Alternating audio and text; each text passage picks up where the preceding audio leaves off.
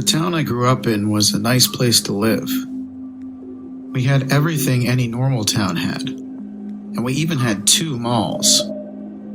The reason our town had 2 was that the older one was getting ready to close. The older mall was constructed in the early 1990s. Actually, at this point in the mall's life, the only reason to go was the small arcade and the theater. It was a midwinter's day when a couple of my friends asked me if I wanted to hang out. We all made our way to the mall. Walking inside that mall was like stepping inside a rotting animal. Darkened shops littered the marble walkways. Only a few had their lights on. We trudged our wet feet through the mall in the opposite direction and made our way to the small arcade on the other side. The arcade itself wasn't impressive by any means. I looked down at my watch, and I was stunned to see that 3 hours had passed.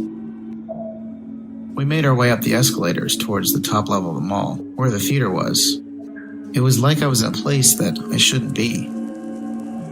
Once we were on the ground floor, we took a moment to scan around us. This felt more like danger to me.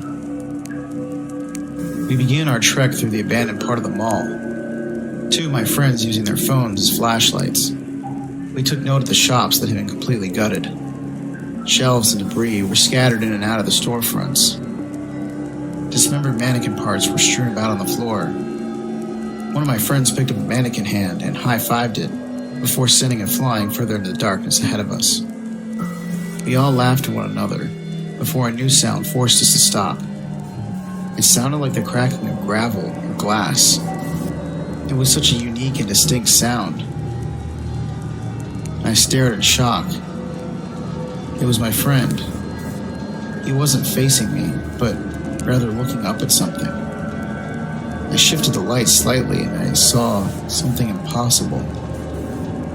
Whatever it was, its face was twisted, easily over 6 foot tall. Its legs were long and narrow, arms dangling at its sides. It didn't seem to be wearing any clothes, but instead had gray skin.